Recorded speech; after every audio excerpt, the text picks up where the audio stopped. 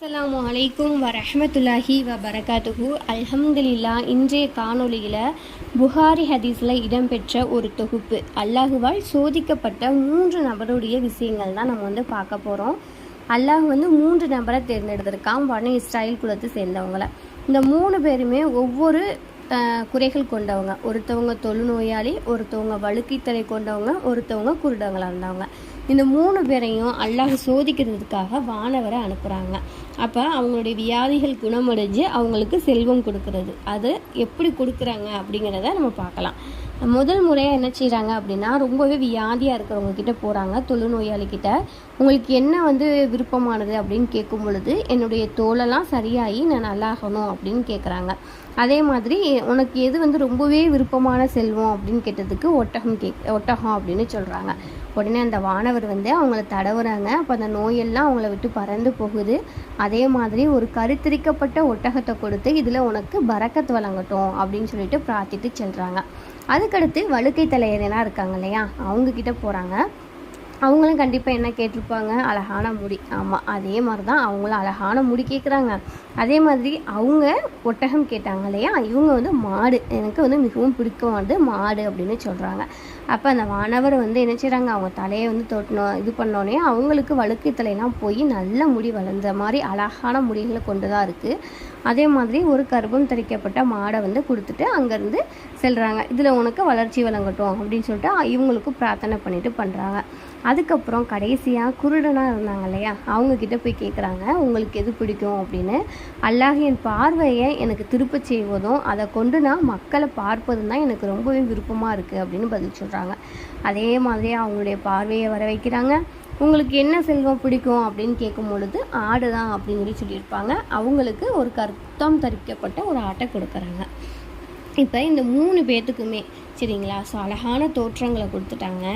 அவங்களுக்கு கர்ப்பம் திரிக்கப்பட்ட அவங்களுடைய கேட்ட செல்வங்களை கொடுக்குறாங்க. அப்போ அந்த ஒட்டகம் வாங்கினவங்களும் சரி, ஆடு வாங்கினவங்களும் சரி, மாடு வாங்கினா சரி, இந்த 3 நோயாளிகளுக்குமே நோயும் குணமாகி அல்லாஹ் அந்த பரக்கத்தை அதிகப்படுத்தி ஒரு கணவாய் நிரம்ப அவங்களுடைய வாழ்க்கையில் செல்வங்கள் தரிச்சிருந்திருக்கு அந்த இது.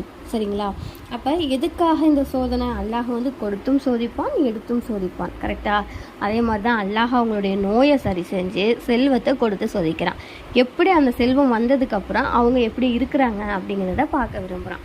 அப்போ அந்த வானவர் மறுபடியும் வர்றாங்க.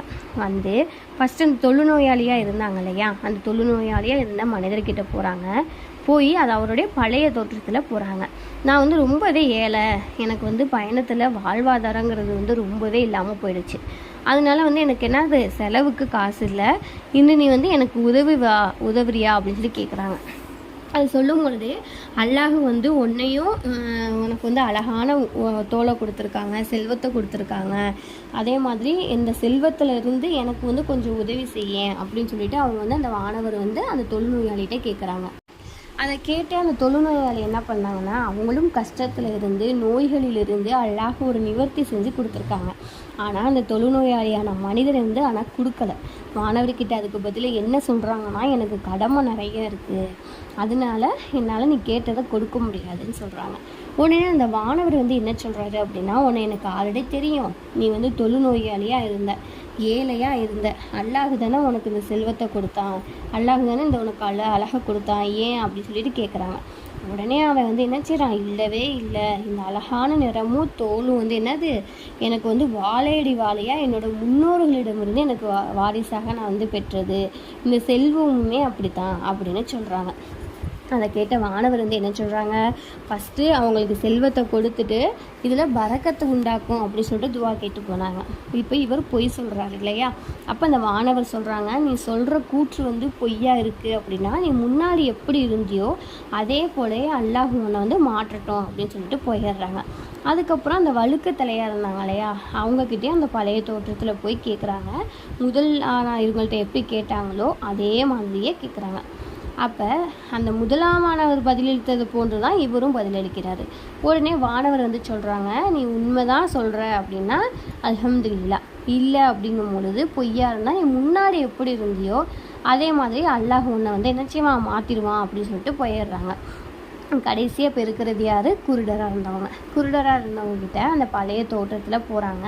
இதே மாதிரியே கேட்குறாங்க, நான் ஒரு ஏழை வழிபோக்கம், என்னோடய வாழ்வாதாரத்துக்கு தீர்ந்து போச்சு, எனக்கு ஏதாவது உதவி செய்கிறீங்களா, எனக்கு வந்து உதவி செய்கிறவங்க யாரும் இல்லை, அது மாதிரிலாம் கேட்குறாங்க.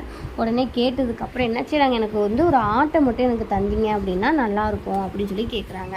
அதை கேட்கும் பொழுது அந்த வானவர் சொல்கிறாங்க, உன்னுடைய பார்வையை திருப்பி கொடுத்த அந்த அல்லாஹுக்காக நான் கேட்குறேன், அந்த அல்லாஹு மீது தான் கேட்குறேன், எனக்கு வந்து நீங்கள் உதவி செய்யுங்க அப்படின்னு சொல்லி சொல்கிறாங்க.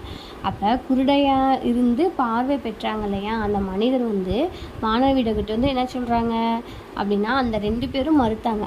ஆனால் அந்த குருடராக இருந்தவருக்கு பார்வை வந்து சொல்கிறாரு, நான் வந்து எப்படி இருந்தேன், குருடனாக தான் இருந்தேன், அல்லாஹ் தான் எனக்கு பார்வை கொடுத்தான், நான் ரொம்ப ஏழையாக இருந்தேன், என்னை வந்து செல்வந்தனாக்கினான், எனவே நீ வந்து விரும்பினதை எடுத்துக்கோ, அல்லாஹும் இது ஆணையாக நான் இன்று நீ எதை எடுக்கின்ற அப்படிங்கிற எந்த பொருளையும் நான் உங்ககிட்ட வந்து திருப்பி கொடுக்குமாறு நான் சிரமப்படுத்த மாட்டேன் அப்படின்னு சொல்கிறாங்க.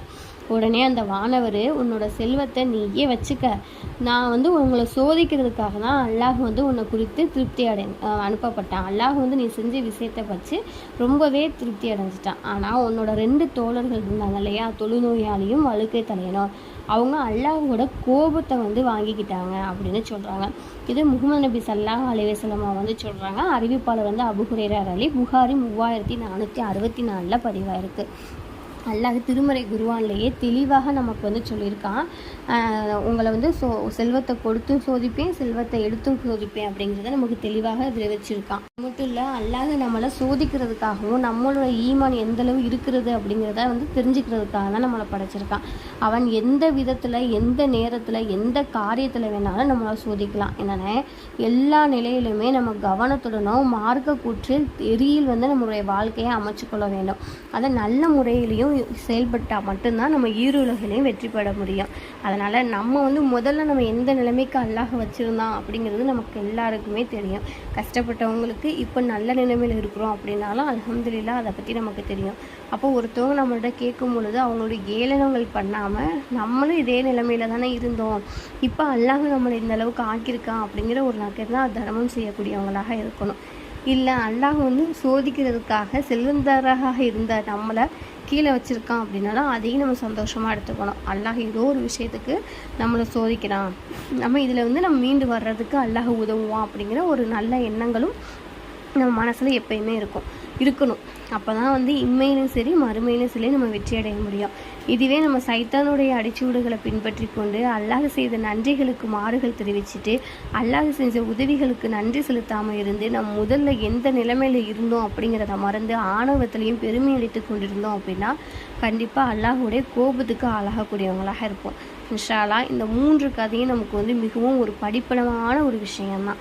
இந்த 3 பேரில் 3ஆவதாக இருந்தாங்க இல்லையா, கண்குருடாக இருந்து அல்லாஹின் மீது நம்பிக்கையோடு இருந்தாங்க இல்லையா, அவங்கள போல இபாதத்தாகவும் நம்ம வந்து எப்பயுமே இருப்போம். இன்ஷா அல்லாஹ் எப்பொழுதும் அல்லாஹுடைய அருள் கொடைகளுக்கு நன்றி செலுத்தக்கூடியவர்களாகவும் இருக்கும். அஸ்ஸலாமு அலைக்கும் வரஹ்மத்துல்லாஹி வபரகாத்துஹு.